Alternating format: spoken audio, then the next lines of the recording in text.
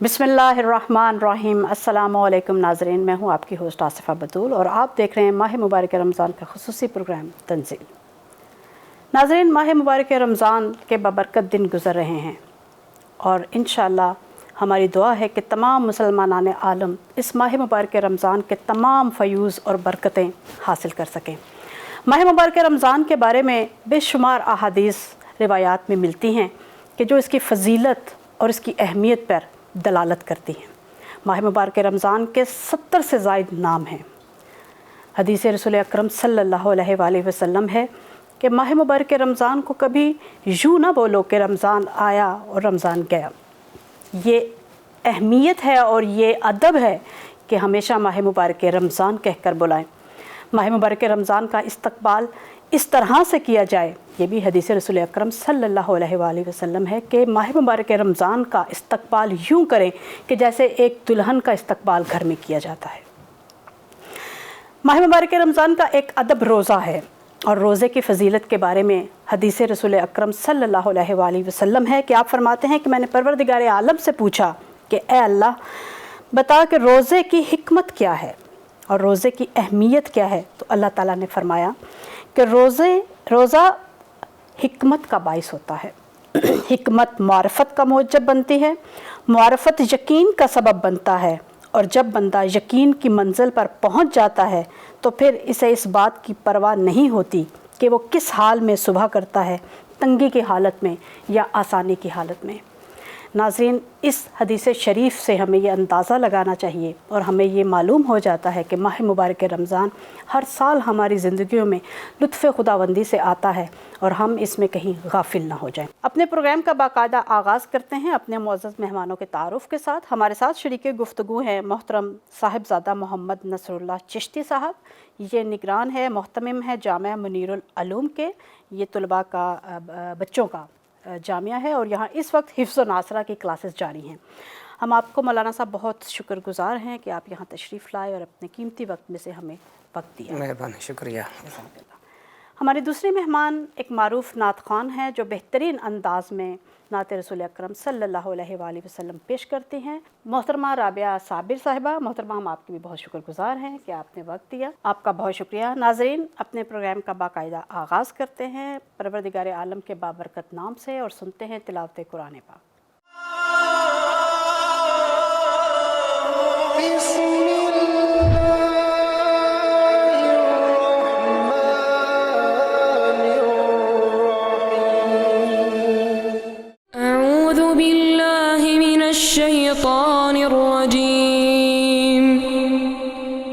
बिस्मिल्लाहिर्रहमानिर्रहीम। अल-हाक़्क़ह मल-हाक़्क़ह वमा अदराक मल-हाक़्क़ह कज़्ज़बत समूद वआद बिल-क़ारिअह فأما ثمود فأهلكوا بالطاغية وأما عاد فأهلكوا بريح صرصر عاتية سخرها عليهم 7 ليال و8 أيام حسوما فترى القوم فيها صرعا كأنهم أعجاز نخل خاوية فهل ترى لهم من باقية وجاء فرعون ومن قبله والمؤتفكات بالخاطية। जज़ाकल्लाह, माशाअल्लाह। बेशक माह मुबारक रमज़ान नुज़ूल कुरान का महीना होने के साथ साथ कुरान की बहार का महीना भी है और इसमें की जाने वाली तिलावत का सवाब आम दिनों में की जाने वाली तिलावत से कई गुना ज़्यादा है। इसके साथ ही हम बढ़ते हैं मोहतरमा राबिया की जानिब और उनसे गुजारिश करेंगे कि वो नजराना अक़ीदत पेश करें रसूल अकरम सल्लल्लाहु अलैहि वसल्लम की बारगाह में। जी मोहतरमा। सल्लल्लाहु अलैका या रसूल अल्लाह सलाम अलैका या हबीब अल्लाह। दरे नबी पर पड़ी रहूंगी, पड़े ही रहने से काम होगा। कभी तो किस्मत खोलेगी मेरी, कभी तो मेरा सलाम होगा। कि यही रहोगी अर्ज़ मतलब, मिलेगा जब तक ना दिल का मतलब। कि यही रहोगी अर्ज़ मतलब, मिलेगा जब तक ना दिल का मतलब। ना शाम मतलब की सुबह होगी, ना ये फसाना तमाम होगा। दरे नबी पर पड़ी रहूंगी, पड़े ही रहने से काम होगा। खिलाफ माशूक़ कुछ हुआ है, ना कोई आशिक से काम होगा। खुदा भी होगा उधर ही ये दिल, जिधर वो आली मकाम होगा। खुदा भी होगा उधर ही ये दिल, जिधर वो आली मकाम होगा। दरे नबी पर पड़ी रहूंगी, पड़े ही रहने से काम होगा। कभी तो किस्मत खुलेगी मेरी, कभी तो मेरा सलाम होगा। माशाअल्लाह। जज़ाकल्लाह माशाल्लाह। दरे नबी पर पड़ी रहूँगी, पड़े ही रहने से काम होगा। बेशक नाज़रीन, यही वो दर है, यही वो घर है जहाँ से हमें हिदायत भी मिलती है, जहाँ से हमें कुरान करीम भी मिलता है और इसी से हमें शिफ़ाअत भी मिलेगी। बढ़ते हैं अपने प्रोग्राम की जानिब और चिश्ती साहब से जानते हैं कि चिश्ती साहब आपके जामिया का तारुफ़ बताइए कि ये जामिया के क्या अग़राज़ व मक़ासिद हैं। बिस्मिल्लाहिर्रहमानिर्रहीम। अल्लाह ताला के पाक नाम से इब्तिदा करते हैं। वही मालिक है, वही खालिक है। और दरूद पाक का नजराना हुज़ूर नबी मोहतरम ताजदार मदीना सल्लल्लाहु अलैहि वसल्लम की बारगाह आलिया में, जो मेरी जान आपकी जान दोनों जहानों की जान है, उनकी बारगाह आलिया में। तो मुख्तसर तारफ़ ये है हमारे जामिया का कि मेरे वालिद मोहतरम को बड़ा शौक़ था कि वो एक नेकी का काम करें। तो थे वो मज़दूर आदमी, तो उन्होंने मेहनत मज़दूरी की और घर में गुर्बत भी थी, इतने पैसे भी नहीं थे। तो उनकी ये तमन्ना थी कि मैं अल्लाह का घर बनाऊं। तो अल्लाह ताला का घर जो है, तो आपको पता है, जो अल्लाह का घर बना देता है, जो दुनिया में अल्लाह का घर बनाता है, अल्लाह उसका जन्नत में घर बना देता है। तो ये अल्लाह ताला का बड़ा फ़ज़ल और करम है कि वालिद मोहतरम की आरज़ू थी और उनकी तमन्ना थी। इतने पास अखराजात नहीं थे, लेकिन उनकी वो जो कोशिश थी वो रंग लाई। उन्होंने मेहनत मजदूरी की और वो जगह वहाँ पे ली, आज एयरपोर्ट के संगम में है और साथ DH है। तो आपने बड़ी मेहनत की और मेरी वालदा मोहतरमा का भी इसमें बड़ा किरदार है। जब उन्होंने कहा कि मैं अल्लाह का घर बनाना चाहता हूँ, तो मेरी वालदा ने कहा जी मैं भी हिस्सा डालना चाहती हूँ। अच्छा। तो उन्होंने कहा तो आप तो काम नहीं करती, आप कैसे हिस्सा डालेंगे इसमें? तो उन्होंने कहा जी मेरे पास ये सोने की चूड़ियाँ हैं, आप ये ले जाएं, इनको बेच दें और अल्लाह का घर बनाएं। क्या? तो इससे मेरी वालदा और मेरे वालिद इन दोनों की ये محنت اور کاوش ہے کہ انہوں نے یہ کام کیا اور وہ عالی شان مسجد بنوائی، اور مسجد بھی پھر وہ پرانے دور میں جو وزیر خان مسجد اور بادشاہی مسجد کا ڈیزائن ہے وہ میرے والد محترم نے اپنے ہاتھوں سے بنایا. پھر یہ بھی بڑی بات ہے، وہ کہتے تھے کہ میں اپنے ہاتھوں سے اللہ کا گھر بناؤں گا اور اللہ کے گھر کی تعمیر کروں گا. وہ انہوں نے سارا کام کیا، اور پھر اللہ تعالیٰ نے ان کو زندگی اتنی نہیں دی کہ وہ دنیا سے انتقال فرما گئے. 2 سال ہو گئے ان کو انتقال کیے ہوئے. ان کے لیے باقیات الصالحات کے طور پہ قائم ہے آپ کی؟ ہاں جی انشاءاللہ تعالیٰ. تو ادھر پھر ہوں گے تحفے تحائف وہاں سے؟ ہاں جی. تو اب چونکہ وہاں مدرسہ قائم کیا ہوا ہے ان کے نام سے ہی، ان کا نام منیر احمد تھا، تو انہی کے نام سے میں نے منیر العلوم کا مدرسہ جو ہے وہ قائم کر دیا. اور ہر فجر کی نماز کے بعد وہاں طلباء جو قرآن پاک حفظ کر رہے ہیں، پڑھ رہے ہیں، اور جو مدرس ہیں ہمارے وہ ان کی قبر انور پر کھڑے ہو کر ان کے لیے فاتحہ شریف پڑھتے ہیں اور ان کے لیے دعائے مغفرت کرتے ہیں. یہ ان کے لیے بڑا اعزاز ہے کہ مرنے کے بعد ان کے لیے انہوں نے جو مسجد اللہ کے لیے وقف کی، انہوں نے اپنا آپ بھی وہاں وقف کر دیا. تو ان کی قبر بھی ادھر ہی ہے، تو اس لیے وہاں پر ہر وقت درود و سلام اور ان کی بارگاہ میں فاتحہ شریف پڑھی جاتی ہے. اور بچوں کی تربیت بھی وہاں پر بہترین؟ ہاں جی بچوں کی تربیت بھی اچھے طریقے سے ہو رہی ہے. صحیح. اچھا چشتی صاحب، اب ہم بڑھتے ہیں اپنے پروگرام کی جانب، اور ماہ مبارک رمضان کے حوالے سے ہمارا پروگرام ہے. تو ہم آپ سے گزارش کریں گے کہ ہمارے ناظرین کے لیے یہ واضح کریں کہ ماہ مبارک رمضان کی فضیلت اور اہمیت کیا ہے. ماہ رمضان اپنی نوعیت کا مہینہ ہے. 11 ماہ جو ہیں وہ اس مہینے کا مقابلہ نہیں کر سکتے. تو یہ تو مہینہ بہت شان والا مہینہ ہے کہ جس مہینے کی نسبت اللہ تعالیٰ کے ساتھ ہے. تو اللہ تعالیٰ نے اس مہینے کو اپنے نام کے ساتھ رکھا ہے، فرمایا یہ میرا مہینہ ہے. تو خود نبی پاک صلی اللہ علیہ وسلم تاجدار مدینہ صلی اللہ علیہ وسلم نے ارشاد فرمایا شعبان شہری رمضان شہر اللہ. فرمایا شعبان میرا مہینہ ہے اور رمضان اللہ کا مہینہ ہے. تو یہ حضور صلی اللہ علیہ وسلم نے فرمایا ایک چیز کا کسی کے ساتھ تعلق ہو جانا یہ بہت بڑی بات ہے. نسبت کس سے؟ نسبت کی بات ہوتی ہے. آج ہم باتیں کرتے ہیں جی فلاں کی فلاں سے نسبت ہے، فلاں فلاں کے پاس بیٹھتا ہے، فلاں چودھری کے ساتھ بیٹھتا ہے، فلاں ایم پی ایم این اے کے ساتھ بیٹھتا ہے. یار بڑی اس کی شان ہے، اس کا بڑا مقام ہے.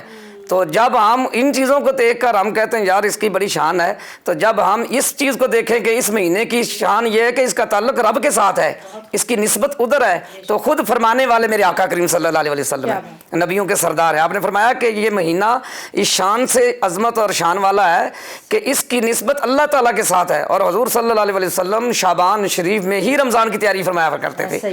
آپ صلی اللہ علیہ وسلم روزے رکھتے اور کثرت کے ساتھ اللہ تعالیٰ کا ذکر فرماتے اور صحابہ کو تلقین فرماتے کہ آپ تیاری کریں.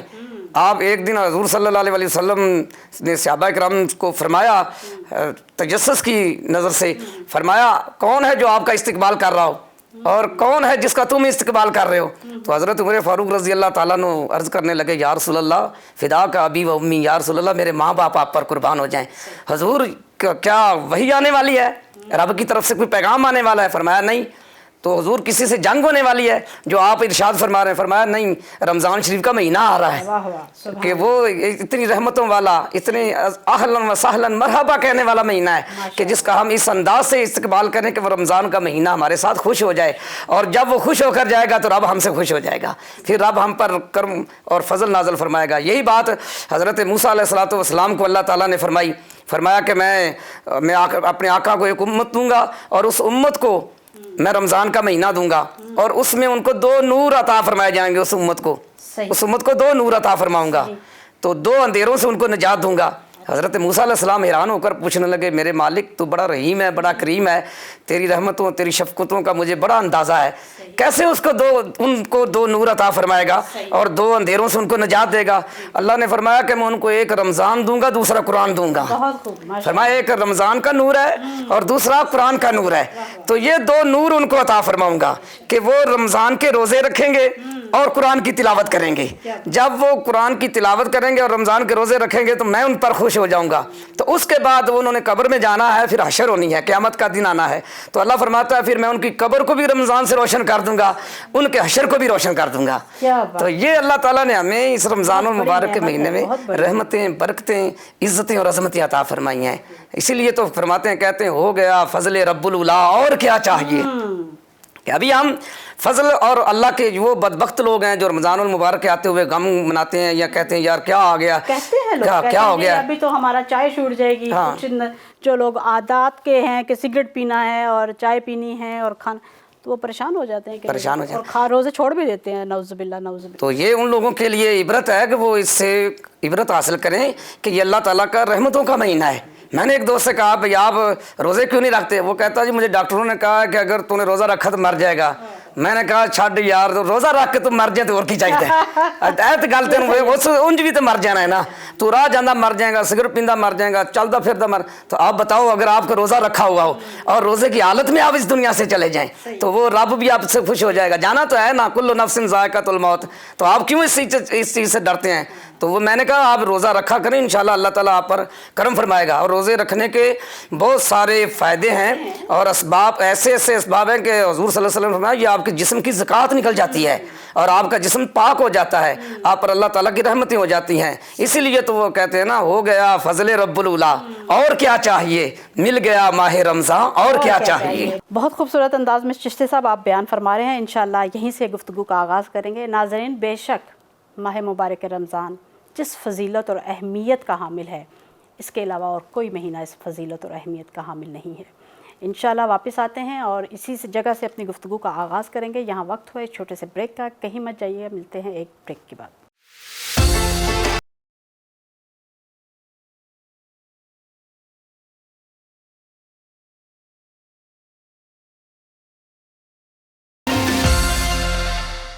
ویلکم بیک ناظرین، بریک پہ جانے سے پہلے ماہ مبارک رمضان کی فضیلت پر گفتگو جاری تھی اور ہم بڑھتے ہیں چشتی صاحب کی طرف اور وہیں سے سلسلہ جوڑے جہاں سے ٹوٹا تھا۔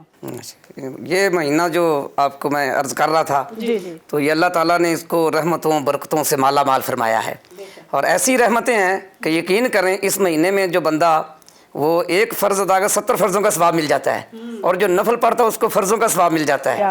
تو جو نفلی عبادت ہے اس کو فرضوں پہ لے جایا جاتا ہے، جو فرض ہیں ان کو 70 سے بھی زیادہ، حضور صلی اللہ علیہ وسلم فرمایا رب مہربان ہے، وہ اس سے بھی زیادہ ثواب عطا فرما سکتا ہے۔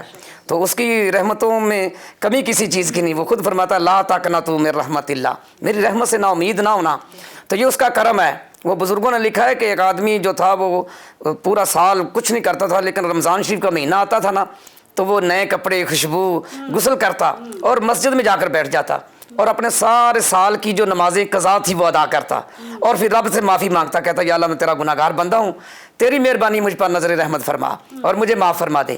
اس کا یہ عمل رہا زندگی بھر کہ رمضان شریف کے مہینے کا ادب کرتا تھا، احترام کرتا تھا اور رمضان سے پیار کرتا تھا۔ جب وہ اس دنیا سے چلا گیا تو کسی بزرگ نے اس کو خواب میں دیکھا، تو انہوں نے دیکھا کہ وہ جنت میں سیر کر رہا ہے۔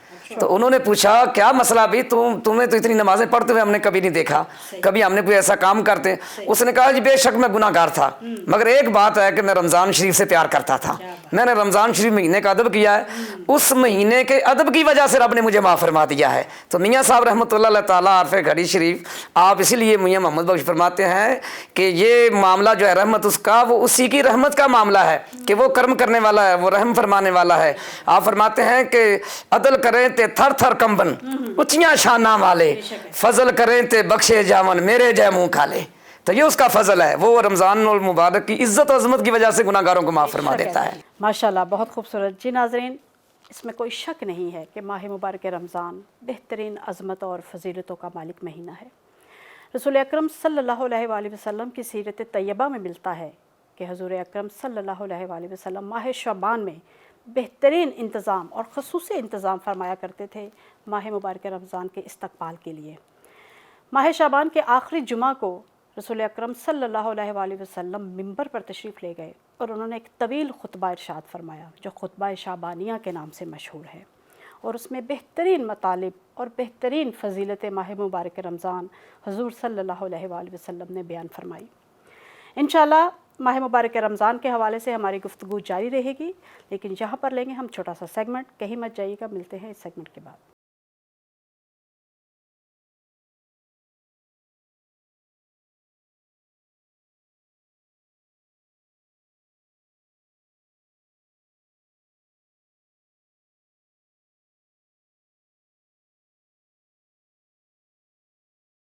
الرحمن الرحیم. السلام علیکم ناظرین اور ہمارے پیارے بچوں. ہم آپ کے لیے لائے ہیں ایک نایاب پروگرام جو بالکل منفرد ہے اس لحاظ سے کہ جو کچھ آپ نے اب تک سیکھا ہے وہ شاید بالکل اس طرح سے نہیں سیکھا ہوگا جو ہم آپ کو سکھانے جا رہے ہیں. ہمارا یہ پروگرام ایک کلاس کی طرح ہوگا جس میں ہمارا ساتھ دیں گے کچھ اسٹوڈینٹس. السلام علیکم میرے پیارے بچوں, کیسے ہیں آپ لوگ؟ وعلیکم السلام باجی, ہم ٹھیک ہیں. الحمدللہ. ناظرین اور ہمارے پیارے بچوں, ہمارا یہ پروگرام قرآن کے حوالے سے ہوگا. آپ ہمارے ہورا ٹی وی پر اور قرآن سیکھے پروگرام تو دیکھ رہے ہیں نا؟ جی باجی. کیا ہے اس پروگرام میں؟ ہم اس میں قرآن پڑھنا سیکھتے ہیں. کیونکہ آپ کو قرآن پڑھنا نہیں آتا, آپ تو اسکول جاتے ہو. قرآن تو عربی زبان میں ہے لیکن ہم اسکول میں انگلش اور اردو پڑھتے ہیں. اب قرآن پڑھنا ہے تو عربی پڑھنا تو سیکھنا پڑے گا. لیکن کیا قرآن پڑھنا یعنی عربی پڑھنے سے قرآن سمجھ میں آ جاتا ہے؟ یعنی اس میں کیا لکھا ہے؟ نہیں. ہم قرآن پڑھنا تو سیکھ لیتے ہیں لیکن پڑھتے کیوں نہیں ہیں, اور کیا ہمیں اس کے فوائد پتہ ہیں؟ قرآن پڑھنے سے اللہ تعالیٰ خوش ہوتے ہیں اور اللہ تعالیٰ ہمیں جنت دیں گے. اچھا, صرف پڑھنے سے؟ ہاں جی. بہت سے لوگ قرآن پڑھتے ہیں لیکن بہت غلط کام بھی کرتے ہیں. یعنی کوئی آپ کا دوست قرآن پڑھتا ہو اور وہ آپ کا لنچ باکس چرا لے تو آپ یہ کہیں گے کہ اللہ اسے جنت دے گا, انعام دے گا, اس لیے کہ وہ قرآن پڑھتا ہے. نہیں, اس نے غلط کام کیا, اسے سزا ملنی چاہیے. جی, تو پھر قرآن کیوں پڑھتے ہیں ہم؟ اس لیے کہ ہم اچھے انسان بنیں. یہ اس وقت ہوگا میرے پیارے بچوں جب ہمیں پتہ چلے گا کہ اچھا انسان ہوتا کون ہے, کیسے بنتا ہے. یہ سب کچھ قرآن میں ہے. لیکن اگر ہم قرآن کو سمجھیں گے تو ہمیں سمجھ آئے گی کہ قرآن سے ہمیں کیا فائدے ملیں گے. اسی طرح قرآن کو سمجھنے کے لیے ہم لائے ہیں آپ کے لیے ایک بہترین پروگرام جس کا نام ہے آؤ قرآن سمجھیں. جی, لیکن ہم آپ کو قرآن کی آیات با آیات ترجمہ کر کے نہیں سمجھائیں گے بلکہ ہم آپ کو سمجھائیں گے قرآن کے مین ورڈز کو استعمال کیسے کیا جاتا ہے اور ان کے معنی کیا ہیں, تاکہ آپ خود قرآن کو سمجھ سکیں, نہ کہ ترجمہ کر کے پڑھیں.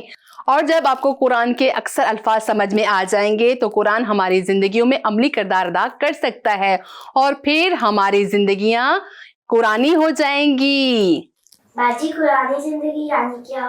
قرآنی زندگی یعنی جیسے زندگی گزارنے کا طریقہ اللہ نے قرآن میں بتایا ہے, اگر ہم اسی طرح سے زندگی گزاریں گے تو ہماری زندگی قرآنی اور الہی ہوتی جائے گی. باجی, وہ کس طرح کی زندگی ہوتی ہے؟ جیسے اللہ نے قرآن میں کہا کسی کی اطاعت فرمانبرداری نہ کرو سوائے اللہ کے, اور اس کے حکم کے مطابق اللہ نے کہا جھوٹ مت بولو, حق کا ساتھ دو, برے کام مت کرو, نماز پڑھو, اچھے کام کرو. یہ سب جب ہمیں تفصیل سے پتہ چلے گا اور پھر جب ایسے ہی کریں گے تو ہماری زندگی قرآنی ہو جائے گی. باجی, قرآن پڑھنے کے لیے الفاظ کے معنی کافی ہیں سمجھنا. قرآن کو سمجھنے کے لیے کچھ مراحل یعنی سٹیپس ہوتے ہیں جس میں 3 مین سٹیپس ہیں جو آپ اسکرین پر دیکھ رہے ہوں گے. پہلا سٹیپ قرآن کی شناخت ہے, قرآن کی پہچان یعنی قرآن کیا ہے, کس چیز کی کتاب ہے, کس کے لیے ہے. سیکنڈ سٹیپ ہے آداب یعنی وہ اصول جن کے تحت قرآن سے تعلق جڑا رہتا ہے تاکہ قرآن سمجھ میں آ جائے. اور تھرڈ سٹیپس کون سا ہے؟ فہم قرآن یعنی قرآن کے پیغامات کو سمجھنا. تو بچوں, ہمیں قرآن کے ان پیغامات کو سمجھنے سے پہلے یہ جاننا ہوگا کہ قرآن کیا ہے. آپ کو پتہ ہے اللہ کے رسول اپنی امت کی شکایت کریں گے روز قیامت. وہ کیا شکایت کریں گے؟ کیا؟ سورہ فرقان میں خداوند متعال فرما رہا ہے بسم اللہ الرحمن الرحیم وقال رسول یا ربی ان قوم اتخذوا هذا القرآن محجورا, جس کا ترجمہ ہے اے میرے رب میری قوم نے اس قرآن کو محجور کر دیا یعنی قرآن کو تنہا چھوڑ دیا. لیکن ہم تو قرآن پڑھتے ہیں, میں نے سورہ کو حفظ بھی کیا ہے.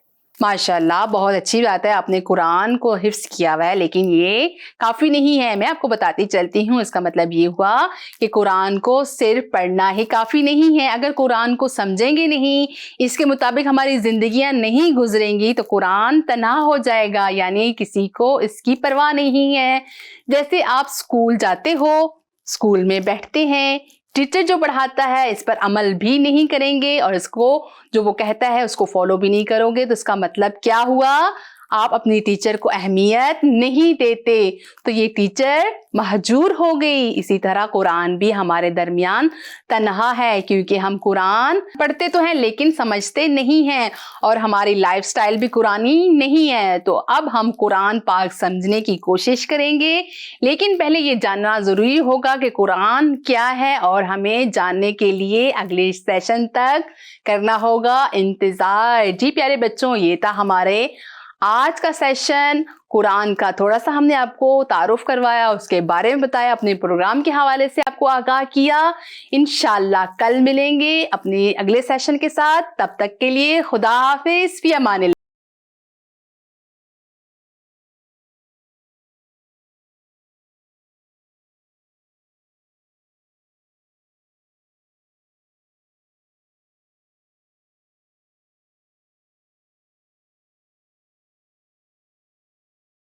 वेलकम बैक नाजरीन, उम्मीद है आपको हमारा सेगमेंट पसंद आया होगा। नाजरीन, माह मुबारक रमज़ान पे हमारी गुफ्तगू जारी थी।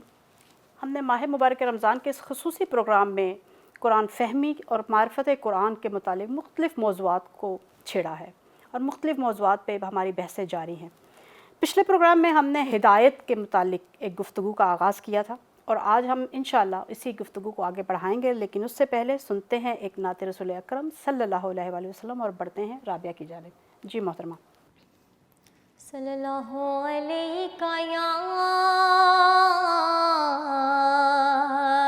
रसूल अल्लाह वसल्लम अलैका या हबीब अल्लाह।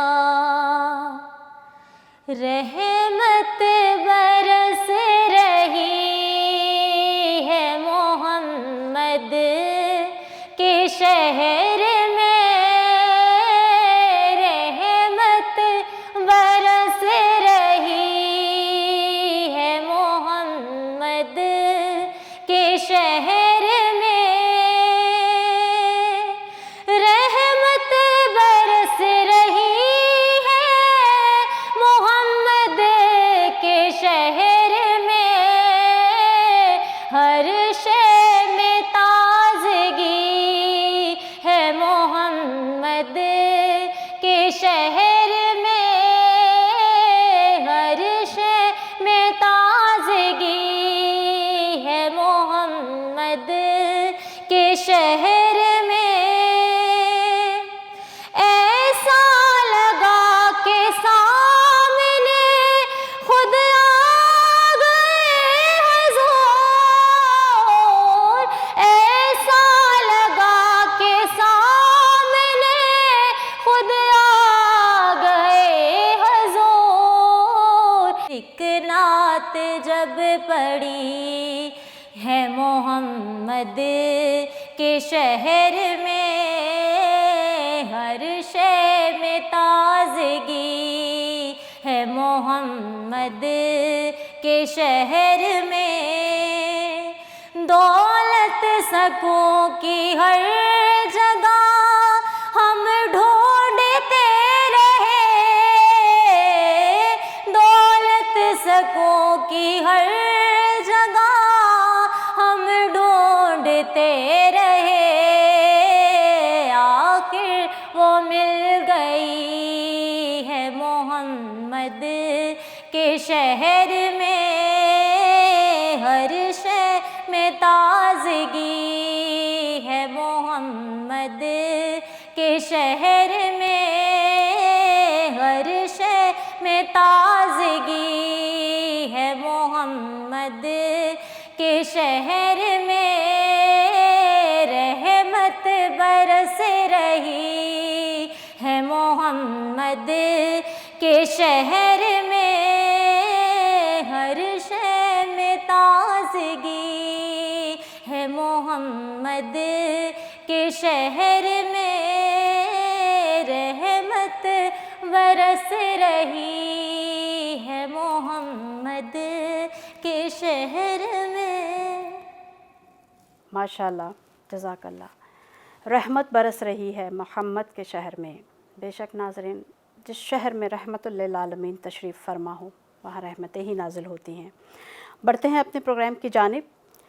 چشتی صاحب، انسان کو اللہ تعالیٰ نے ایک پتھر کی طرح نہیں بنایا، ایک متغیر اور حرکت والی مخلوق بنائی ہے، اور اس کو ہدایت بھی دی قرآن کریم کے ذریعے، ہادی بھی عنایت فرمائے، اور اس کے ساتھ اسے علم اور ارادہ بھی دیا. اب اس نے اپنے علم اور ارادے کے ساتھ درست راہوں کا انتخاب کرنا ہے. کیسے کرے گا؟ یہ اللہ رب العالمین کا ہمارے اوپر بڑا احسان ہے کہ اللہ تعالیٰ نے ہماری رہنمائی جو ہے نبیوں کے ذریعے بھی فرمائی اور اپنی کتابوں کے ذریعے بھی فرمائی. وہ لگاتار اس کے انبیاء کرام دنیا میں تشریف لاتے رہے اور اپنے اپنے وقت میں اپنے اپنے نبوت کے اعتبار سے وہ لوگوں کو تبلیغ فرماتے رہے، اور لوگوں کے ساتھ وہ اللہ کی وہ محبت بھری جو گفتگو تھی وہ لوگوں تک پہنچاتے رہے. جیسے کہ حضرت موسیٰ علیہ السلام کو طور پر جاتے اور رب کا پیغام اپنی قوم تک پہنچاتے. اسی طرح حضرت آدم علیہ السلام سے لے کر تمام انبیاء کرام نے اپنا جو فریضہ تھا بڑے اچھے طریقے سے اس کو فرائض انجام دیے اور لوگوں تک پہنچایا. انہوں نے اپنی پوری بات جو اللہ تعالیٰ سے سنی وہ لوگوں تک پہنچائی. اب ہمارے ہادی رحمت صلی اللہ علیہ وسلم چونکہ اللہ کے آخری نبی ہیں اور ہم آخری امت ہیں، تو اس لیے ہمارے اوپر اللہ رب العالمین نے بڑا کرم فرمایا، بڑا فضل فرمایا کہ ہمارے اوپر اللہ تعالیٰ نے اپنی رحمتوں اور برکتوں کو نازل فرمایا، اور ہمیں اللہ تعالیٰ نے دو رستے دکھا دیے، ایک حق کا رستہ ہے، ایک باطل کا رستہ ہے. اب ہم اللہ رب العالمین نے ہماری قسمت میں جو اس نے لکھا ہے وہ تو اس نے لوح محفوظ پر لکھا ہوا ہے، لیکن اس کے حساب سے اللہ نے ہمیں بھی اختیار دیا ہے کہ آپ اگر چل رہے ہیں تو ایک رستہ نیکی والا ہے، ایک رستہ بدی والا ہے. اب آپ نے اس میں سے ایک رستے کو چننا ہے کہ آپ کون سا رستہ چنتے ہیں، کس رستے پر چلتے ہیں. تو جو سمجھدار انسان ہوتا ہے، جس کا عقل فہم ادراک کام کرتا ہے، تو وہ ہمیشہ یہی بات کرتا ہے، وہ کہتا ہے کہ میں اس رستے پر چلوں جس رستے پر رب مجھ سے راضی ہو جائے، اللہ کی رضامندی آ جائے اور حضور خوش ہو جائیں. تو جب ہم اس ارادے اور اس محبت اور پیار سے چلیں گے تو یقیناً ہمیں وہ رستہ نظر آئے گا جو رستہ صراط الذین انعمت علیہم والا ہے، کہ جس رستے پر اللہ تعالیٰ کا انعام ہے، جس رستے پر اللہ تعالیٰ نے لوگوں پر اپنی رحمتیں نازل فرمائی ہیں. تو وہ رستہ جو ہے وہ اللہ تعالیٰ کے برگزیدہ بندوں والا رستہ ہے کہ انہوں نے اپنی شب و روز کی زندگی میں اپنے رب کو راضی کیا، اللہ نے ان پر رحمت نازل فرمائی، کرم فرمایا. تو اب ہم جو یہ اختیاری کام ہے ہمارے، اب دیکھیں ایک رستہ ہے، رستے میں جھاڑی ہے یا کوئی اینٹ روڑا پڑا ہوا ہے، تو اب ہمیں اختیار ہے کہ ہم اس کو سائڈ پہ کریں اور رب کی رحمتیں حاصل کر لیں.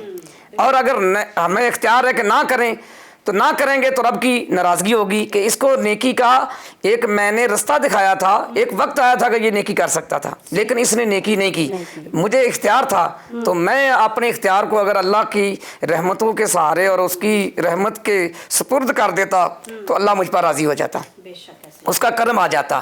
تو اسی لیے ہمارے ذہن میں ہمارے جو معاملات ہیں ان میں اللہ تعالیٰ نے ہمیں اختیار عطا فرمایا ہے کہ آپ اپنی زندگی میں اچھے کام بھی لا سکتے ہیں، برے بھی لا سکتے ہیں. تو ہم جب صبح اٹھتے ہیں، ہر انسان کی کوشش ہوتی ہے کہ میں اٹھوں اور مجھے ہنستا کھیلتا ہوا دن ملے، سورج نکلے اور میں ساری دنیا کی نعمتیں مجھے مل جائیں، ساری دنیا کا ماحول اچھا نظام مجھے مل جائے. لیکن اس کے لیے ضروری ہے کہ جب ہم صبح اٹھیں تو اپنے رب کو یاد کریں، اپنے رب کی رحمت حاصل کریں. لیکن آج کل ماحول چونکہ الٹ ہو چکا ہے، ہر انسان جو ہے وہ رات کو دیر سے سوتا ہے، صبح اٹھنے کا کسی کو یاد نہیں رہتا. تو یہ ہمارے پاس اختیاری ہے کہ ہم رات کو جلدی سوئیں، عشاء کی نماز پڑھ کر سو جائیں اور صبح جلدی اٹھ کر فجر کی نماز ادا کریں. تو اس کے لیے حضور صلی اللہ علیہ وسلم نے ارشاد فرمایا کہ جو نماز عشاء جماعت کے ساتھ پڑھ کر سوتا ہے، صبح فجر کی نماز جماعت سے پڑھتا ہے، اسے ساری رات عبادت کا ثواب مل جاتا ہے. تو یہ ہمارے لیے رحمتیں برکتیں ہیں اگر ہم اپنے اختیارات کو استعمال کریں، اگر ہم اپنی زندگی کے معاملات کو سیدھا رکھیں. یہ اللہ تعالیٰ نے ہمیں اختیار عطا فرمایا ہے. باقی اصلی تقدیر جو ہے وہ جو معاملات ہیں وہ اللہ کے سپرد ہیں اور وہی مالک اور خالق ہے. بہت خوبصورت انداز میں مولانا صاحب نے اس چیز کو واضح کیا. ان کی گفتگو میں تھوڑا اضافہ کرتی چلوں کہ پروردگار عالم نے انسان کو ایک ایسی مخلوق بنایا ہے کہ کمال سے محبت اس کی فطرت میں رکھ دی. ہر انسان کمال کی جستجو میں ہے اور اس کو پتھر کی طرح ایک مخلوق نہیں بنایا کہ وہ ایک جگہ پڑا رہے اور اس کے اندر کوئی حرکت نہ ہو. اس مخلوق نے حرکت کرنی ہے. وہ حرکت درست سمت میں بھی ہو سکتی ہے, وہ حرکت غلط سمت میں بھی ہو سکتی ہے. اب یہاں پر پروردگار عالم نے انسان کو بے یار و مددگار بھی نہیں چھوڑا. اس کی ہدایت فرمائی اور اس کی ہدایت کے لیے قرآن کریم کا نزول فرمایا, اور قرآن کریم کے ساتھ ساتھ رسول اکرم صلی اللہ علیہ وآلہ وسلم اور ان سے قبل جو بھی انبیاء علیہم السلام آئے سب کی صورت میں ہادی اور رہنما بھی بھیجے. انہوں نے آ کے انسان کو یہ بتایا کہ آپ کے لیے درست راستہ کون سا ہے اور غلط راستہ کون سا ہے.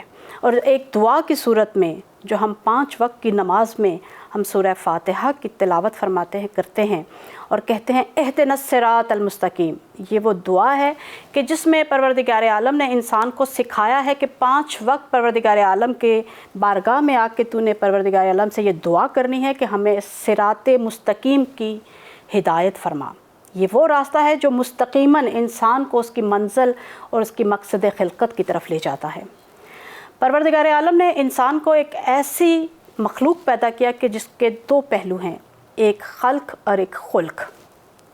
خلق کا مطلب ہے خلقت, کہ پروردگار عالم نے انسان کو ایک نطفے سے, اس کے سلالہ سے, اور سلالہ سے 3 سے, اور اس طریقے سے وہ سارے جو ایک نظام ہے جو قرآن کریم نے بھی اس کو بیان فرمایا اور آج کی میڈیکل سائنس بھی اس کی گواہ ہے کہ اس کی خلقت کا ایک نظام تھا. اس کے تحت اللہ تعالیٰ نے انسان کو خلق فرمایا.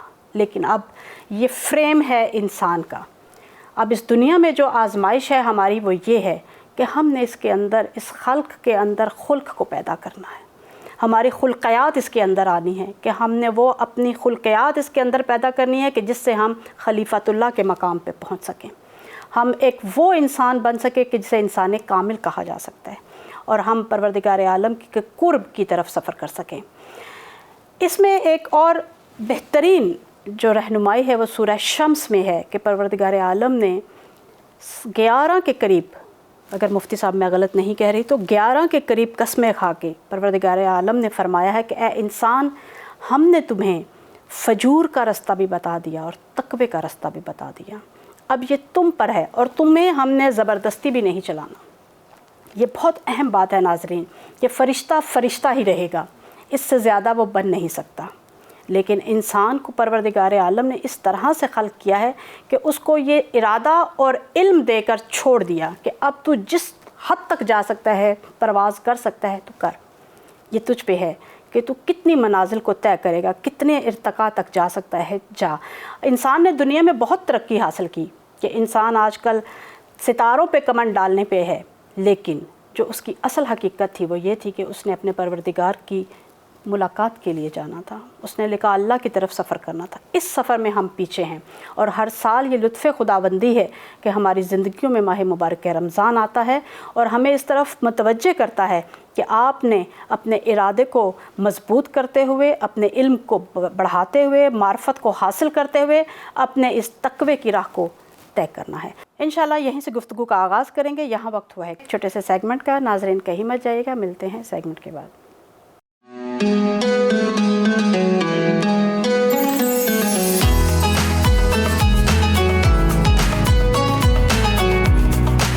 السلام علیکم ناظرین, کیسے ہیں آپ سب؟ امید کرتی ہوں کہ اللہ کے فضل و کرم سے آپ سب خیریت سے ہوں گے. آپ سب کو رمضان کریم کا روزہ مبارک ہو.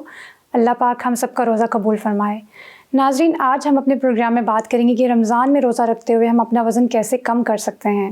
متوازن غذا اور ورزش کے بغیر آپ کا جسم روزے کو برداشت نہیں کرے گا اور اس کے نتیجے میں کمزوری زیادہ اور توانائی کم ہو سکتی ہے. لہٰذا رمضان میں وزن کرنے کے لیے آپ کو مختلف حقائق پر توجہ دینے کی ضرورت ہے, جیسے کہ مناسب ورزش, سحری اور افطار میں پانی کی وافر مقدار, بہترین اوقات میں ورزش, جڑی بوٹیوں کا استعمال, نیند کا معیار, تلی ہوئی اور پروسیسڈ فوڈ سے پرہیز.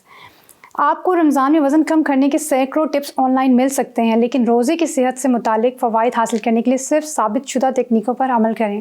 ہم رمضان میں وزن کم کرنے کے 7 ثابت شدہ طریقے لے کر آئے ہیں, کیونکہ یہ بہترین موقع ہے جو آپ کے مدافعاتی نظام کو بڑھاتا ہے اور مطلوبہ وزن حاصل کرتا ہے. آپ کوشش کریں کہ پانی کا زیادہ استعمال کریں. پانی قدرت کا قدرتی تحفہ ہے جو آپ کو دن بھر ہائیڈریٹ رہنے میں مدد دے سکتا ہے، اس لیے غیر روزے کے اوقات میں آپ کو چاہیے کہ آپ پانی زیادہ سے زیادہ استعمال کریں۔ یہ جسم کے الیکٹرولائٹ کے توازن کو برقرار رکھنے میں آپ کی مدد کر سکتا ہے۔ اس طرح آپ دن بھر کے روزے کی وجہ سے جسم میں جو ایسیڈیٹی کم ہو جاتی ہے، اور آپ کو چاہیے کہ آپ کافی مقدار میں پانی پئیں تاکہ یہ اس کو بیلنس رکھے۔ آپ پانی سے بھرے پھل یا سوپ کھا کر بھی ایسا کر سکتے ہیں۔ اس کا مقصد پانی کی کمی سے بچنے کے لیے آپ 8 کپ پانی کے برابر پانی استعمال کر سکتے ہیں۔ میں جانتی ہوں کہ یہ مشکل ہے، لیکن آپ کیفین کو محدود کر کے اپنی پانی کی کمی کو تحریک دے سکتے ہیں۔ آپ کو چاہیے کہ آپ اپنے کھانوں کو آرگنائز کریں۔ دن بھر کے روزے کے بعد افطار دن کا سب سے زیادہ انتظار کا وقت ہوتا ہے، جس میں پورا خاندان افطار کرنے کے لیے اکٹھا ہوتا ہے، اور اس لیے افطار کے لیے تیار کیا جانے والا کھانا عام طور پر بھرپور ہوتا ہے اور روزے کے پورے دن کی کیلوریز سے بھرا ہوتا ہے۔ لہٰذا اگر آپ چاہتے ہیں کہ آپ کیلوریز سے بھرپور کھانا کھائیں، تب بھی آپ افطاری کا آغاز پھلوں، سلاد یا سوپ سے کر سکتے ہیں۔ اس سے آپ کی بھوک مٹ جائے گی اور آپ بھرپور انہیلدی غذائیں کم کھائیں گے، جس سے آپ کی پیٹ کی چربی بھی جو ہے وہ کم جمع ہوگی۔ کوشش کریں کہ اپنے فوڈ کو مینیج کریں اور اس کو پورشنز میں مینیج کریں۔ زیادہ وزن سے بچنے کے لیے آپ زیادہ کھانے سے پرہیز کریں۔ یہ پائیدار وزن کے انتظام کی ایک بہترین کلید ہے، تاہم دن بھر کے روزے کے بعد اس کا انتظام کرنا کافی مشکل ہوتا ہے۔ اس لیے سب سے اچھی چیز یہ ہے کہ آپ چھوٹے چھوٹے پورشنز تیار کریں۔ اس طرح آپ اپنے پسند کے لذیذ کھانے بھی کھا سکتے ہیں اور اعتدال میں بھی رہ سکتے ہیں، جس سے آپ کا اضافی وزن بھی گین نہیں ہوگا۔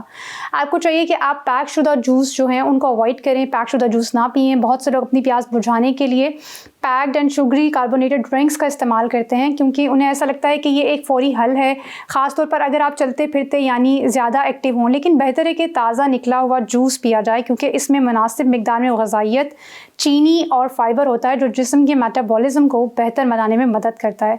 آپ اپنے کھانے کا انتخاب دانش مندی سے کریں۔ رمضان کے مقدس مہینے میں ان کے وزن میں آپ لوگوں نے دیکھا ہوگا کہ غیر اضافی طور پر جو ہے وہ ویٹ گین ہو رہا ہوتا ہے۔ اس کی وجہ یہ کہ آپ کی فوڈ چوائسز وہ کیا ہیں۔ لہٰذا روزے کے دوران اپنی صحت کے ساتھ ساتھ وزن کو سنبھالنے کا بہترین طریقہ یہ ہے کہ آپ کم چکنائی والی دودھ کی مصنوعات، گوشت، تازہ پھلوں اور سبزیوں جیسے صحت بخش غذا کا استعمال کریں۔ رمضان میں آپ صحت مند طریقے سے وزن کم کرنے کے لیے کچھ چیزیں کر سکتے ہیں، لیکن اس مہینے کے دوران آپ جو سب سے بڑی چیز کر سکتے ہیں وہ یہ یقینی بنانا ہے کہ آپ اپنے جسم کو صحت مند اعلیٰ معیار کے کھانوں سے پرورش کریں۔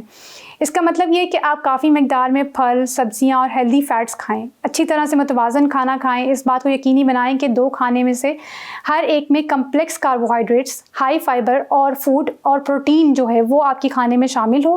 یہ اچھی طرح سے متوازن کھانا آپ کو توانائی فراہم کرے گا۔ ساتھ میں آپ پروسیسڈ فوڈز اور کاربونیٹڈ ڈرنکس وغیرہ سے پرہیز کریں، چینی والی اشیاء یا سفید آٹے کو کم کریں۔ ان میں بہت سی غذائی اجزاء نہیں ہوتے ہیں اور وہ آپ کو وہ توانائی اور غذائیت نہیں دے پاتے ہیں جس کی آپ کے جسم کو ضرورت ہوتی ہے، اس لیے آپ انہیلدی ویٹ گین کرتے ہیں۔ آپ کی افطاری کی پلیٹ کے لیے صرف سبزیاں اور پھل ہی کافی نہیں ہیں، بلکہ آپ کو دلیا، پروٹین اور زیادہ پانی جیسے براؤن رائس وغیرہ پر بھی غور کرنا چاہیے۔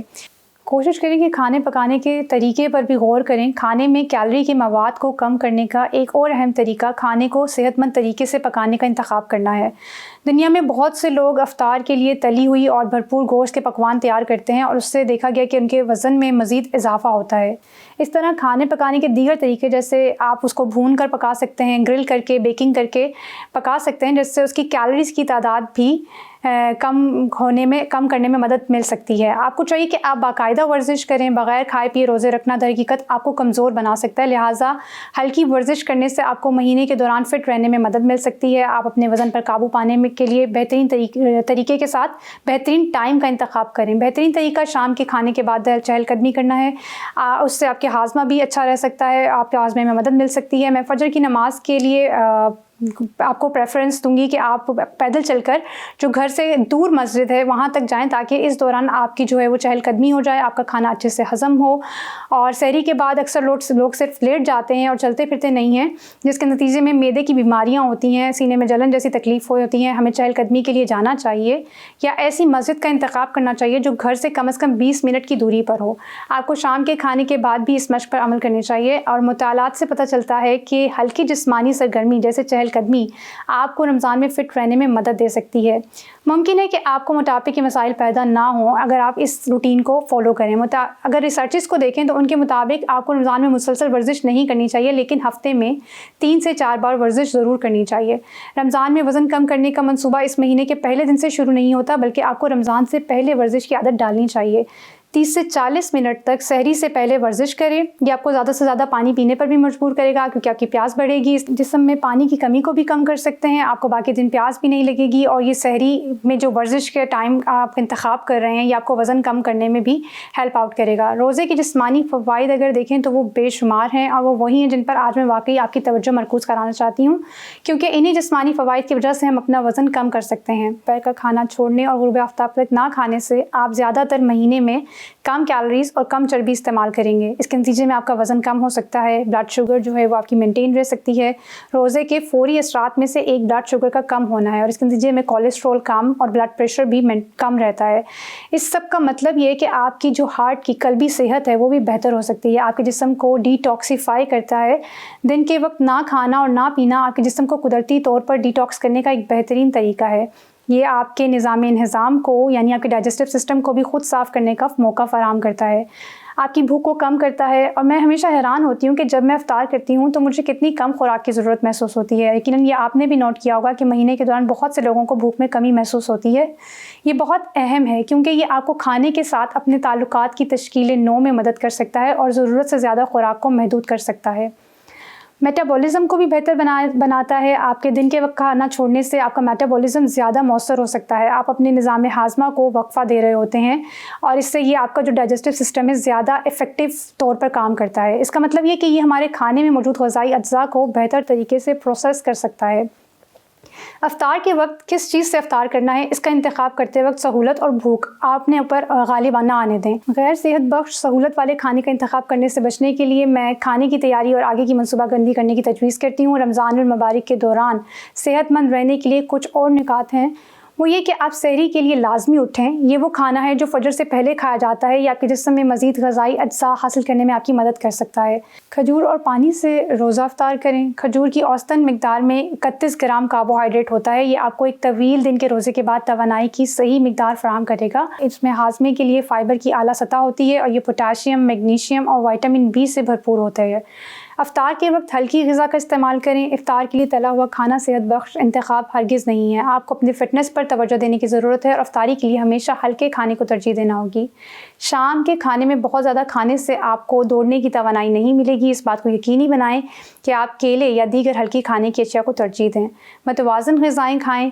رمضان میں کوشش کریں وزن کم کرنے کی بجائے لوگوں کا وزن دیکھا گیا کہ وہ بڑھنا شروع ہو جاتا ہے. ویسے تو روزے وزن کم کرنے میں مدد مل سکتی ہے, لیکن افطار میں پروسیسڈ یا تلی ہوئی غذائیں کھانے سے ناممکن ہو جاتا ہے آپ کا وزن کم کرنا. تو بڑھاپا بھی آپ کے میٹابولزم کو سست کرتا ہے, جو وزن میں اضافے کا باعث بنتا ہے. آپ کو چاہیے کہ آپ تلی ہوئی کھانوں سے پرہیز کریں, جس کے نتیجے میں آپ کا وزن جو ہے وہ مینٹین رہ سکتا ہے. جب آپ پورے مہینے میں روزے کی حالت میں افطار کے وقت صحت بخش غذا کھاتے ہیں تو اس سے آپ کو رمضان میں وزن کم کرنے میں مدد ملتی ہے.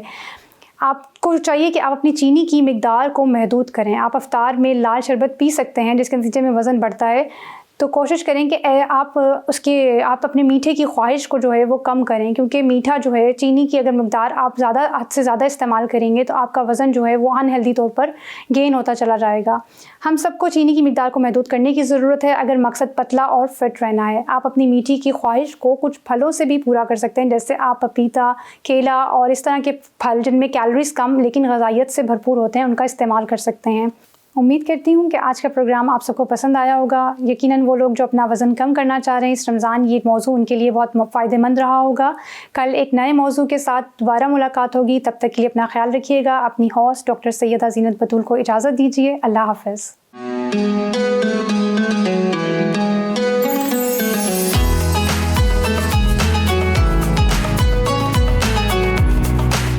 ویلکم بیک ناظرین.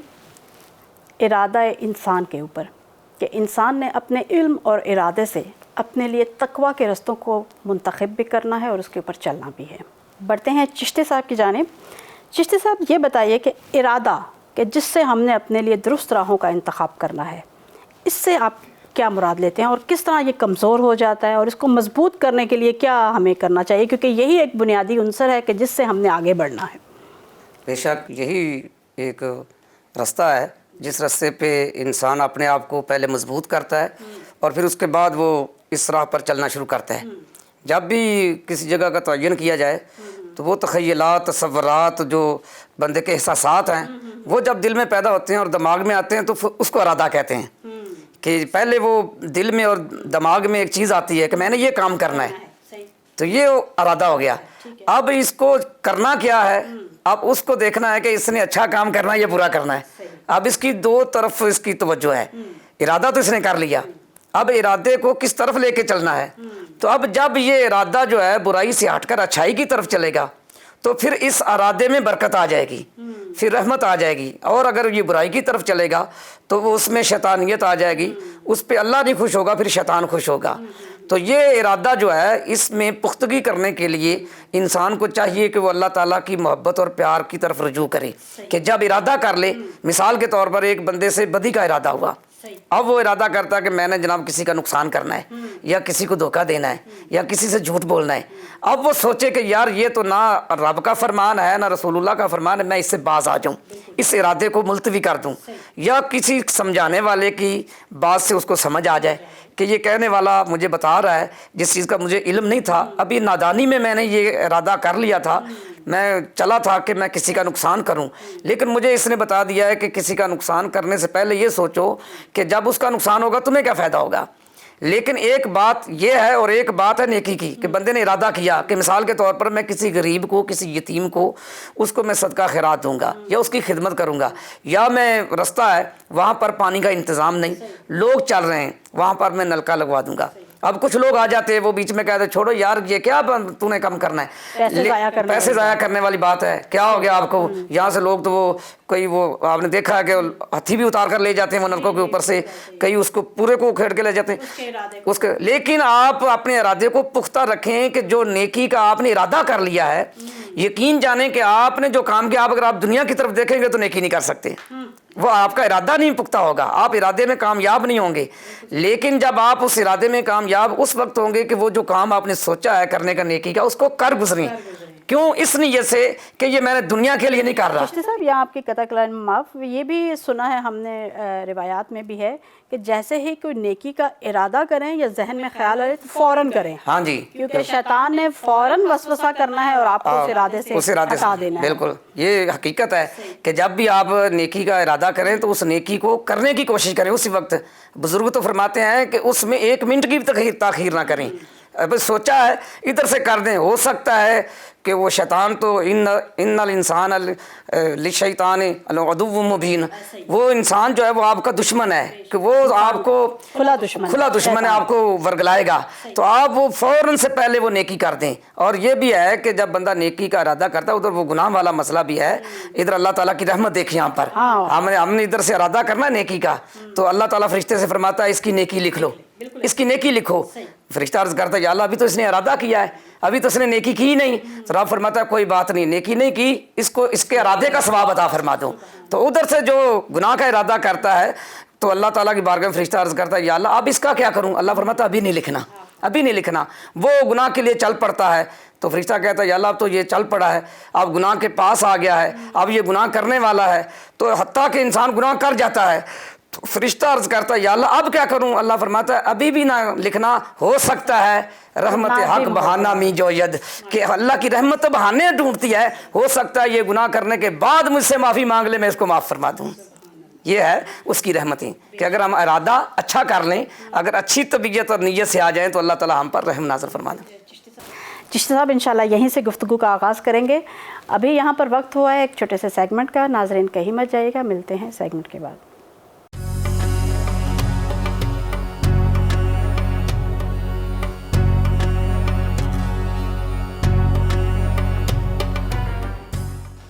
بسم اللہ الرحمن الرحیم. السلام علیکم پیارے ناظرین، کیسے ہیں آپ سب؟ امید کرتی ہوں آپ سب خیریت سے ہوں گے. اور آج قرآنی قصے میں ہم آپ کو خوش آمدید کہتے ہیں. گزشتہ ایپیسوڈ میں ہم نے حضرت نوح علیہ السلام کی زندگی کے حالات پر روشنی ڈالی تھی. انہی کی زندگی سے جڑے آگے کے حالات پر بات کرتے ہیں. تو بنا آپ کا وقت لیے ہوئے اور اپنا وقت لیے ہوئے شروع کرتے ہیں حضرت نوح علیہ السلام کا قصہ. جب حضرت نوح علیہ السلام سارے مسلمانوں اور جانداروں کے ساتھ کشتی میں سوار تھے، جو لوگ کشتی میں سوار نہیں تھے وہ اپنی جان بچانے پہاڑوں پر چڑھ گئے تھے. حضرت نوح علیہ السلام نے دیکھا کہ ان کی بیوی اور بیٹا بھی پہاڑ پر جان بچانے کے لیے کھڑے ہیں. تو حضرت نوح علیہ السلام نے اللہ سے درخواست کی، یا اللہ یہ میرا بیٹا ہے، اس کو بچا لے. अल्लाह ने जवाब दिया, तुम्हारा बेटा है लेकिन नाफरमान और मुशरिक है। सूरह कमर की आयत मुबारका में अल्लाह सुब्हानो तआला कुछ इस तरह फरमाता है, फिर हमने ज़ोरदार बारिश से आसमान का मुंह खोल दिया और ज़मीन में शगाफ और दरार डाल दी। ज़मीन से पानी जारी कर दिया, आसमान और ज़मीन दोनों से पानी उबल पड़ा जो मुकद्दर हो चुका था। मुसलसल कुछ मुद्दत तक ऐसे ही पानी का तूफ़ान चलता रहा और कुछ दिन बाद अल्लाह के हुक्म से अब ज़मीन से पानी उबलना और आसमान से पानी बरसना बंद हो गया। लेकिन पूरी दुनिया पानी पानी हो गई, जहाँ नज़र उठाए वहाँ पर पानी ही पानी, ज़मीन का कहीं नाम तक ना था। तकरीबन 150 दिन हो गए थे हज़रत नूह अलैहिस्सलाम और आपकी कौम को कश्ती में सवार हुए। वैसे अल्लाह के हुक्म के मुताबिक हज़रत नूह अलैहिस्सलाम कश्ती में ग़ज़ा का इंतज़ाम कर चुके थे। इंसान, जानवर, परिंदों सब के लिए खाने का इंतज़ाम था। गोश्तखोर जानवरों को भूख का एहसास ही अल्लाह ने ख़त्म कर दिया था। अगर इन्हें भूख लगती और वो लोग सेहतमंद होते तो दूसरे जानवरों को मार कर खा जाते। लिहाजा ये मर्ज़ी परवरदिगार थी। जो बारिश अल्लाह के हुक्म से बरसी थी, अब अल्लाह ही के हुक्म से ज़मीन ने पानी को निगलना शुरू किया। वो ज़ात जिसने हर चीज़ को पानी से पैदा किया और हर चीज़ की हयात को पानी से जोड़ कर रखा, उसी ज़ाते बारी ताला ने नाफरमान इंसानों को ये समझाया कि जो चीज़ तुम्हें ज़िंदगी देती है, अगर हम चाहें तो उसी चीज़ से तुम्हें ख़त्म भी कर सकते हैं। हर उस हादसे को तूफ़ान कहते हैं जो इंसान को घेर ले। लेकिन यहाँ इस पानी को तूफ़ान कहा गया है जिसमें तुग़यानी थी, जिसने कौम नूह को घेर लिया था। भागने के सारे रास्ते बंद कर दिए गए थे, हर चीज़ पर पानी गालिब आ गया था और कश्ती के अलावा बाहर रहने वाली हर जानदार चीज़ को हलाक कर दिया था।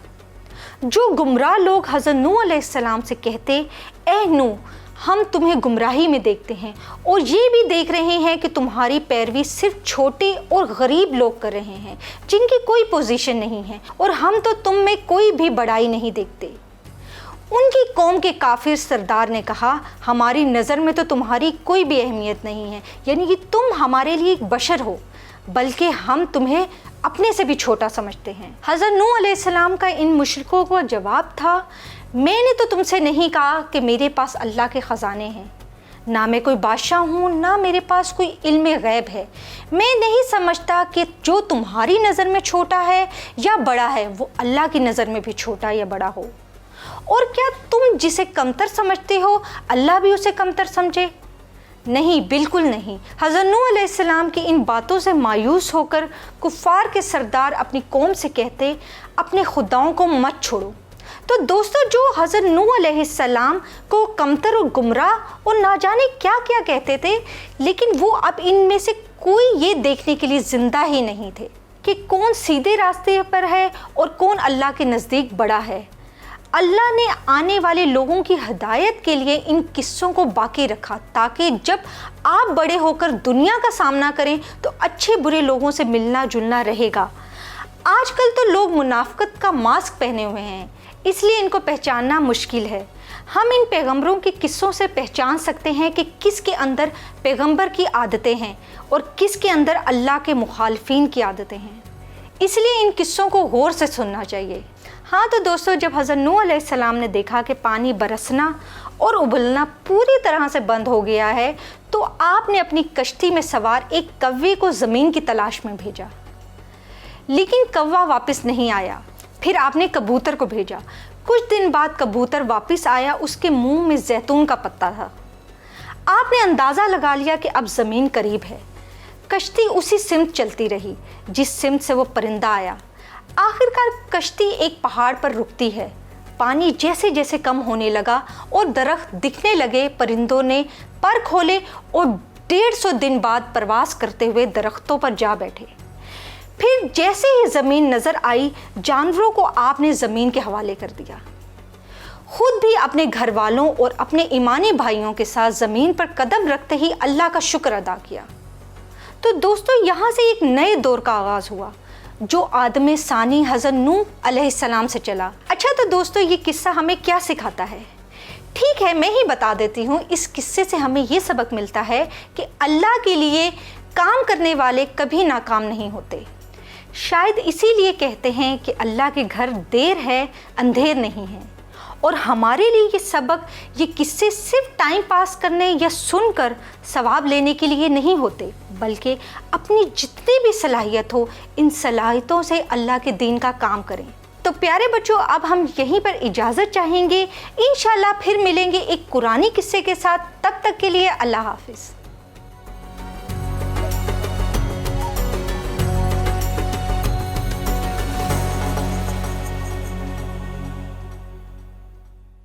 वेलकम बैक नाज़रीन, उम्मीद है आपको हमारा सेगमेंट पसंद आया होगा। अपनी गुफ्तगू को जारी रखते हैं। चिश्ती साहब इरादे की बहस खूबसूरत अंदाज में बयान फरमा रहे थे। जी चिश्ती साहब। हाँ जी, तो ये अल्लाह ताला की रहमतों और बरकतों का मामला इंसान के साथ कि वे देखें वो उस पर कितना रहीम और शफीक है कि इधर से उसने इतने मामलात किए हैं और अल्लाह ताला को नाराज़ भी किया है। वो जिस तरफ उसने हुक्म नहीं किया वो ये जा रहा है, और जहाँ से उसने मना फरमाया है ये उस तरफ जा रहा है। लेकिन फिर भी अल्लाह ताला फरमाता है कोई बात नहीं, ये मेरा बंदा है, ये मेरा बंदा है, मैं इसके लिए, ये मेरे लिए हाज़िर है, कोई बात नहीं। तो अल्लाह ताला से पूछा गया, या अल्लाह जब गुनाहगार तो आपको याद करता है तो आप कैसे उसको याद फरमाते हैं? तो नेक, अल्लाह ताला ने फरमाया जब नेक आदमी मुझे याद करता है ना, मेरा नमाज़ें पढ़ने वाला, ज़िक्र अज़कार करने वाला, तो मैं उसको एक दफ़ा कहता हूँ लब्बैक या अब्दी, एक दफ़ा कहता हूँ मेरे बंदे में हाज़िर हूँ। तो जो गुनाहगार बंदे की जब बारी आती तो अल्लाह ताला फरमाता मैं उसको 2 दफ़ा कहता हूँ लब्बैक या अब्दी, लब्बैक या अब्दी। तो अर्ज़ की गई या अल्लाह ये तो तेरा गुनाहगार है, ये तो तेरी नाफरमानी कर रहा है। अल्लाह ताला फरमाता है कि वो उसको तो पता है मैं नमाज़ पढ़ के रब को मना लूँगा, मैं कुरान पढ़ के मना लूँगा, ज़िक्र अज़कार करके, लेकिन ये गुनाहगार है, इसको तो मेरी रहमत का सहारा है, मैं इसलिए इसको 2 दफ़ा कहता हूँ कि ये परेशान ना हो, ये समझे कि रब मुझे अभी भी याद फरमा रहा है। तो मैं जब भी तौबा करूँगा रब मुझ पर रहम फरमाएगा। दरवाज़ा खुला है, तौबा का दरवाज़ा हर वक्त खुला है। नाज़रीन बिल्कुल ऐसा ही है। तौबा और इस्तग़फ़ार का दरवाज़ा परवरदिगार आलम ने हर इंसान के लिए खोल के रखा है। कभी भी रहमत खुदावंदी से मायूस नहीं होना चाहिए, क्योंकि मायूसी सबसे बड़ा गुनाह है। और माह मुबारक रमज़ान का हर साल हमारी ज़िंदगियों में आना ये सबसे बड़ा लुत्फ़ खुदावंदी है कि हम अपने गुनाहों को, इन पे शर्मिंदा भी हों, नादिम भी हों, और इनको बख्शवाने की कोशिश भी करें, और आइंदा इस तौबा के बाद वापस उस गुनाह पर ना जाएं, क्योंकि एक बार तौबा करना और फिर वही गुनाह सरज़द करना ये मजाक है। हमने तौबा के जो तौबा तो नसू, जो सही तौबा है वो यही है कि जो गुनाह पर एक बार नादिम हो जाएं वो दोबारा हमसे सरज़द ना हो। इरादा एक बेहतरीन सिपर कह लें, ढाल कह लें कि जिससे इंसान ख़ुद को राह रास्त पर रख सकता है।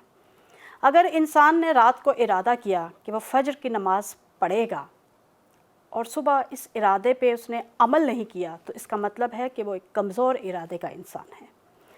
इंसान के लिए ये ज़रूरी है कि वो अपने इरादे की पुख्तगी के लिए मशक़ करे, और उसके लिए माह मुबारक रमज़ान बेहतरीन फ़ुर्सत है कि ख़ुद एक मशक़ है कि वो हमारी जो आइंदा जो गुज़र रहे दिन होते हैं उससे बिल्कुल इंसान को हटाकर एक ख़ास रूटीन में ले आता है, और 30 दिन तक इंसान को एक ही तरह की मशक़ करवाता है कि आपने इतने बजे सहरी करनी है, इतने बजे नमाज़ पढ़नी है, फिर इतने बजे इफ्तारी करनी है, इतने बजे आपने नमाज़ें पढ़नी है, क्योंकि इंसान को वो 30 दिन की प्रैक्टिस इसलिए करवाता है कि इसका इरादा मज़बूत हो जाए। नाज़रीन, लेकिन इस इरादे की मज़बूती के रास्ते में जो मवाने हैं और जो अवामिल हैं कि जिससे इस इरादे को कमज़ोर किया जाता है, और जो आफात हैं इस इरादे की कमज़ोरी के लिए और मज़बूती के लिए, वो दूसरे ताल्लुकात हैं कि जो इंसान को इरादे की पुख्ता होने में रुकावट बन जाते हैं। अगर आप नेकी का, जैसे चिश्ती साहब ने फरमाया कि एक इंसान नेकी का इरादा करता है लेकिन उसके इर्द गिर्द बसने वाले लोग वो उसकी राह में रुकावट बन जाते हैं। हमें इस चीज़ पे भी गौर करना चाहिए कि बेशक शैतान हमारा खुला दुश्मन है, वो हमारे कानों में वसवसा करता है, वो हमें नेकियों से हटाता है और हमें बुराई का हुक्म देता है। इसको आप शैतान कहें, इसको आप नफ्स अम्मारा कहें, जो बुराइयों का हुक्म देता है। इंसान के अंदर एक नफ्स लव्वामा है और एक नफ्स अम्मारा है। नफ्स अम्मारा के लिए परवरदिगार आलम ने फरमाया है कि ये बुराइयों का हुक्म देता है।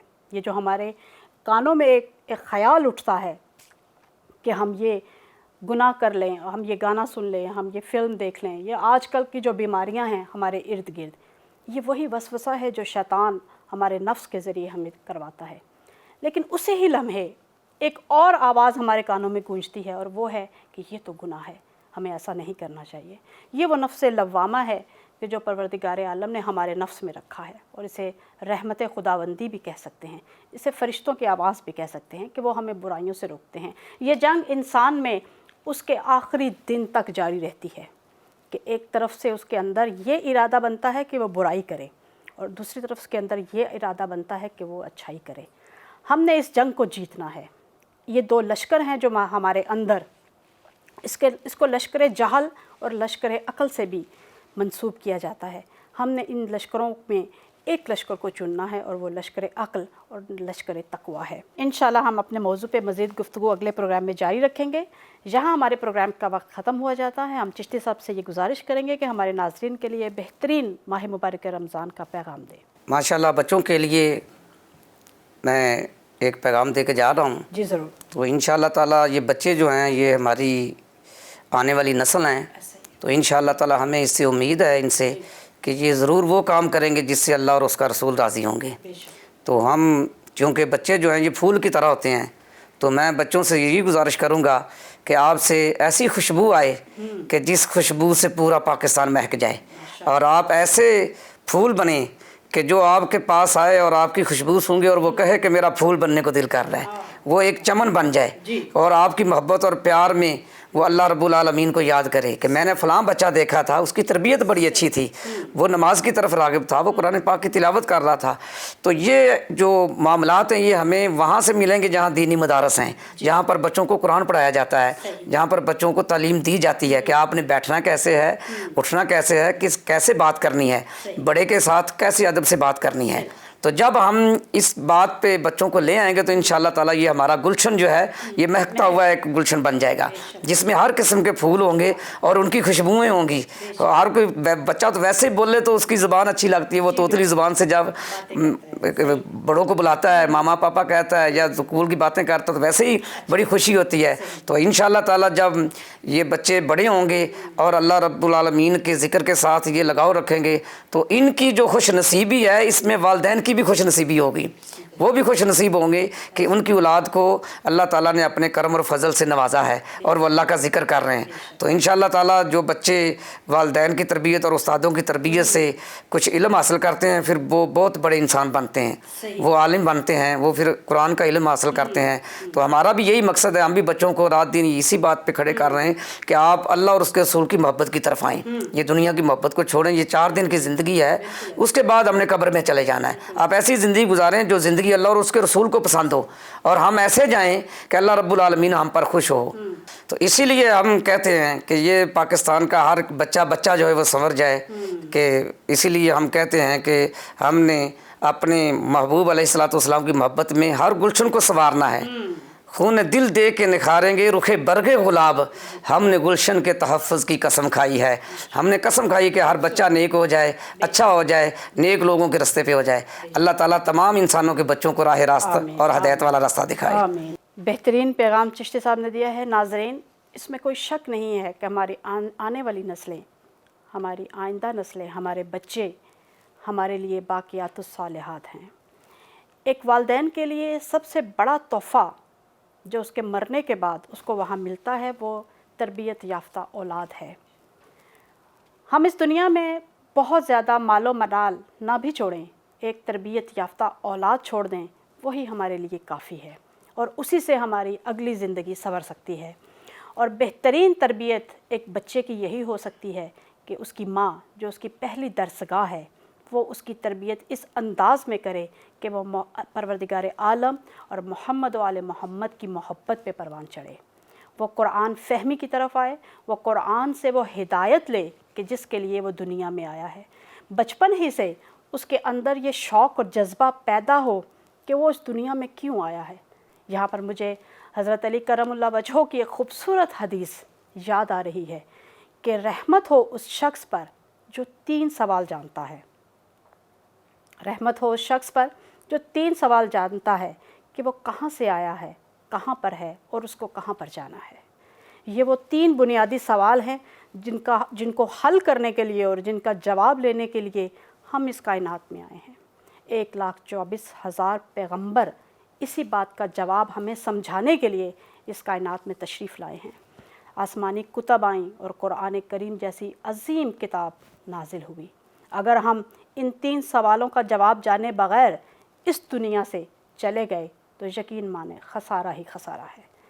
اور پروردگار عالم نے قرآن کریم میں فرمایا ہے والعصر ان الانسان لفی خسر، قسم ہے زمانے کی کہ بے شک انسان گھاٹے میں ہے، لیکن اس گھاٹے سے نکل کر فلاح و بہبود تک جانے کے لیے ہمیں اسی قرآن کریم کی بارگاہ میں آنا پڑے گا، ہمیں رسول اکرم صلی اللہ علیہ وآلہ وسلم کے در دولت پہ آنا پڑے گا اور وہاں سے رہنمائی اور ہدایت لے کر اس پہ عمل کرنا ہوگا۔ انشاءاللہ اس گفتگو کو جاری رکھیں گے، مگر یہاں پر ہمارے پروگرام کا وقت ختم ہوا ہے۔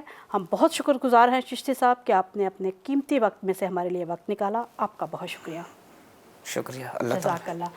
ہم آپ سے بھی محترمہ بہت شکر گزار ہیں کہ آپ نے بہترین انداز میں ہمیں نعت رسول اکرم صلی اللہ علیہ وآلہ وسلم سنائی۔ جی ناظرین، مجھے یہاں سے دیجیے اجازت اور آپ سنیے رابعہ سے ایک نعت رسول اکرم صلی اللہ علیہ وآلہ وسلم۔ اللہ حافظ۔ صلی اللہ علیہ یا رسول اللہ وسلم علیکہ یا حبیب اللہ۔ کیا خبر کیا سزا مجھ کو ملتی، میرے آقا نے عزت بچا لی، فرد سیاہ میری مجھ سے لے کر کالی کملی میں اپنے چھپا لی، فرد سیاہ میری مجھ سے لے کر کالی کملی میں اپنے چھپا لی۔ میں مدینے سے کیا گئی ہوں، زندگی جیسے بجھ سی گئی ہے۔ میں مدینے سے کیا آ گئی ہوں، زندگی جیسے بجھ سی گئی ہے۔ گھر کے اندر سما سونا سونا، گھر کے باہر فضا خالی خالی، کیا خبر کیا سزا مجھ کو ملتی، میرے آقا نے عزت بچا لی، فرد سیاہ میری مجھ سے لے کر